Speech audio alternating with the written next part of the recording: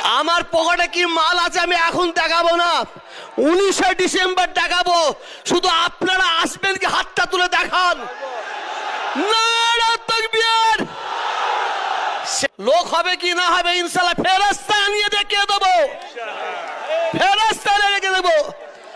এই কম এই জাতি আমাদের সকলের হাঁড়ি আলাদা, লাঠি এক জায়গায় থাকবে।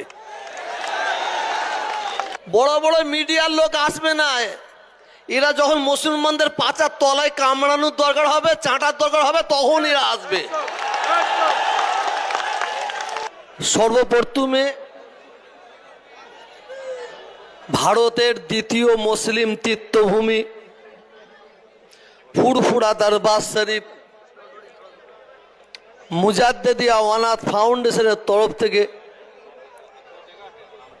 আজকের মঞ্চ সম্মানীয় ব্যক্তি যারা আছেন, আমি সকলের নাম জানি না, জনাব সিদ্দিকুল্লাহ সাহেব আছেন, আমাদের রেড রোডের ইমাম সাহেব আছেন, এবং এই পবিত্র অনুষ্ঠানে যারা এসে হাজির হয়েছেন সকলকে প্রীতি শুভেচ্ছা ভালোবাসা সহ মোবারকবাদ জানাচ্ছি। বিশ্বাস করুন আমি সারা জেগে আছি। আমার আজকে ঘাড়ে আর এই হাতে এত ব্যথা, আমার ভাইপোকে পাঠিয়েছি, আমি আসবো না মনে করছিলাম, কেন দেখলাম আমাকে ওখানে বক্তব্য রাখি আর না রাখি অন্তত উপস্থিত হওয়া দরকার।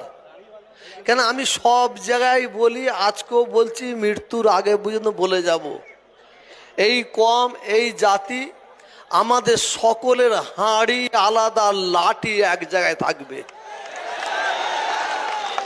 হাঁড়ি আলাদা, লাঠি এক জায়গায় থাকবে। অতএব আমি বলি, আমি যদি না থাকি মানুষ এইটাকে অন্য মেসেজ দেবে। ওয়াকফ বিল সম্পর্কে একের পর এক ব্যক্তি বক্তব্য রেখেছেন। সিদ্দিকুল্লাহ চৌধুরী সাহেব বলছিলেন বড় বড় মিডিয়ার লোক আসে না, বড় বড় মিডিয়ার লোক আসবে না, এরা যখন মুসলমানদের পাচার তলায় কামড়ানোর দরকার হবে, চাটার দরকার হবে, তখন এরা আসবে। আর এতে আমাদের ভয় কি আছে? যার আল্লাহ আছে তার সব আছে, যার আল্লাহ আছে তার সব আছে। কে এলো কে আসলো কে না আসলো এটা আমাদের কোনো ব্যাপার নাই।